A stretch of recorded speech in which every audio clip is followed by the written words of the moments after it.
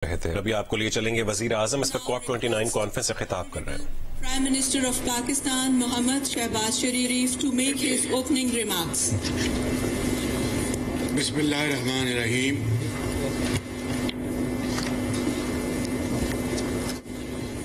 Bismillahirrahmanirrahim. Distinguished guests, Excellencies, my dear brother President Imam Ali Rahmanov, ladies and gentlemen, good afternoon. It is an honor and privilege to welcome all of you to this very important roundtable discussion at COP29. I truly appreciate all of you for taking the time to participate in this very important event. The reason I have sought this meeting is to foster new thinking on an old problem which is becoming complicated at all our climate forums without yielding substantial results.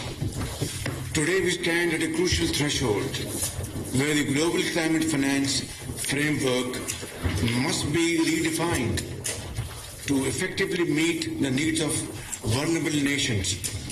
Despite years of promises and repeated commitments, the gaps are growing in quantum leaps, leading to egregious barriers in achieving the objective of United Nations Framework Convention on Climate Change. I think we all agree that financing resilience as well as ambition is the most urgent need of the hour. Developing countries need to deliver to their people on NDCs, which is why we need to spur both ideas and discourse to make international climate finance more responsive, equitable, and innovative to address solutions that increase the scale, the reach, and effectiveness of climate finance for developing and vulnerable countries to reach sustainability and resilience goals. Ladies and gentlemen, developing countries will need an estimated $6.8 trillion by 2030 to implement less than half their current NDCs. Donor countries should fulfill their commitment to provide 0.7% of their gross national income as development assistance and capitalize existing climate funds. One such commitment, the $100 billion annual climate finance pledge, established over a decade ago at COP15, is now reported by the OECD to have reached only $160 billion. Despite this number remaining a tiny proportion of the defined need, a significant part of over this financing is disbursed in the form of loans, further enhancing the debt burden on developing nations and potentially pushing them towards mounting debt traps. I call it death trap. Pakistan can understand the agony and pain of other vulnerable developing countries as we have faced two devastating floods and are still recovering from the loss. In order to spur some transparency and coordination into the financial commitments made to developing countries under climate transfers, Pakistan, alongside many other developing countries, calls for stronger, more equitable climate finance mechanisms under the United Nations Framework Convention on Climate Change.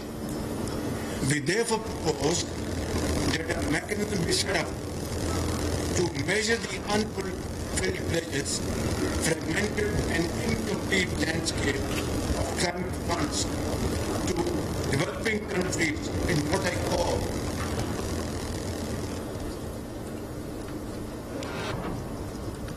welcome, Excellency, welcome.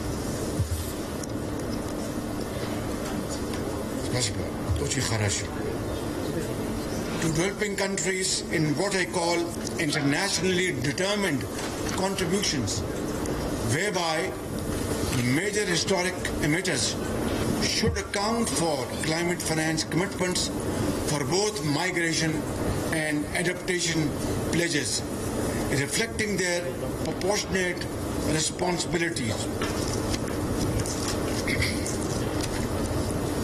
Ladies and gentlemen, debt cannot become the acceptable new normal in climate financing, which is why we must resume focus on non-debt financing solutions, enabling countries to fund climate initiatives without imposing additional burden.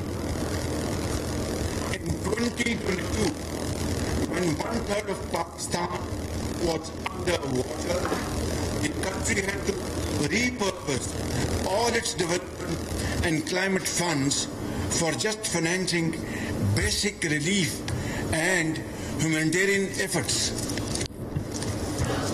Ladies and gentlemen, developing countries looking to enable energy transitions must also get preferential capacity and technical assistance in fast-tracking consortium financing through various financial instruments. In order to further our goals, I would suggest that UNFCCC set up a committee to review IDCs periodically. Ladies and gentlemen, I conclude by expressing the urgent need for reform of the international financial architecture.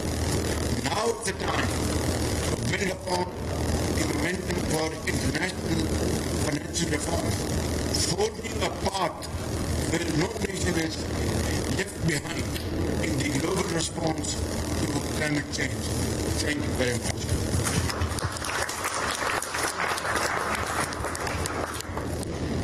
Now I request the respected President of Tajikistan to take the floor.